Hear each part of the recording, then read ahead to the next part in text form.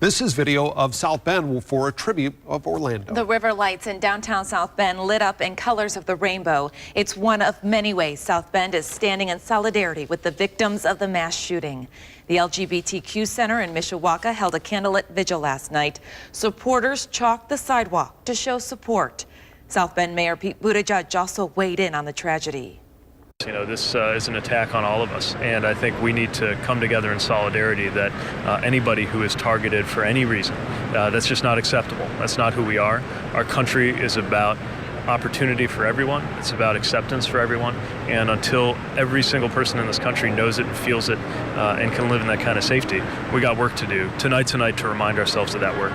Those involved say these small gestures matter and are an example of love and kindness winning out against hate. Local lawmakers are reacting to this tragedy. Indiana 2nd District Congresswoman Jackie Walorski tweeted, quote, "I am praying for the innocent victims and their families and grateful for the first responders whose courageous actions saved many," end quote. Senator Joe Donnelly said similarly, quote, "While authorities investigate this attack, we mourn those who lost their lives, pray for those who were injured, and thank the first responders," end quote.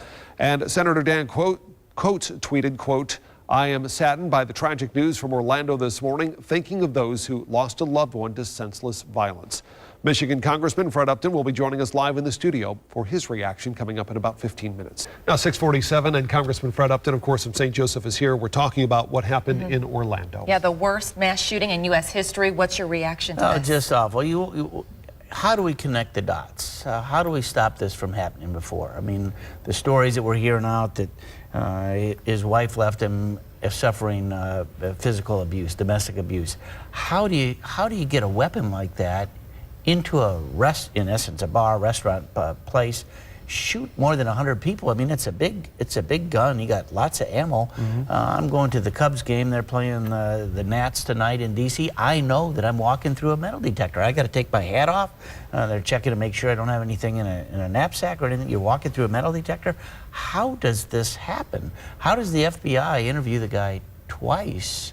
And, you know, it's a lot of questions have to be asked. There are so many questions concerning the motivation. Was it ISIS inspired? Was it ISIS driven?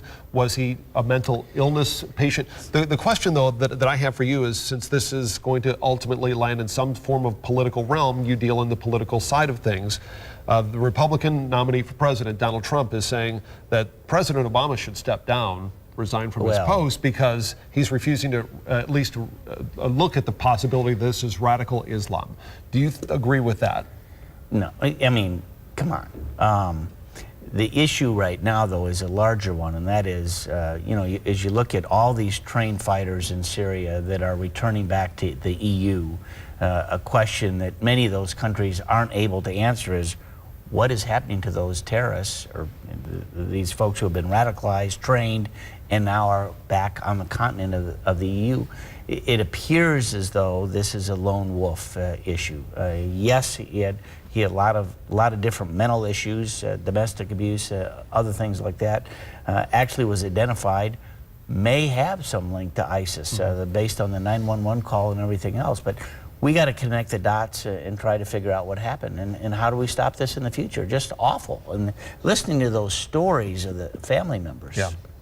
But this risk of homegrown terrorism, it's there. What can we do, though? Well, we have to recognize that. I mean, that's one of the issues. And, you know, there was a case just this last week. 2 folks, I want to say from Minnesota, were charged with going to be recruited by ISIS, actually went to Turkey, Syria, were trained, were arrested over there, and are going to be being under trial here. I mean, the court system is going to work, but we have to be very cognizant of this issue. Do you anticipate that the issue of gun control is going to come up again in front of lawmakers? And would that have made a difference? Well, if there were stricter gun laws in place, would it have stopped yesterday? Well, as I understand it, he did not have a criminal record. So I supported the Brady bill, which requires a background check prior to the purchase of a type of firearm. The question has to be, was this guy terrorist watch list, even though he was interviewed by the FBI twice. I don't know the answer to that. I think we have to re-examine those things, but at the same time realize the Second Amendment is strong, and what is it that we can do to make sure that those background checks are as tight as they can be.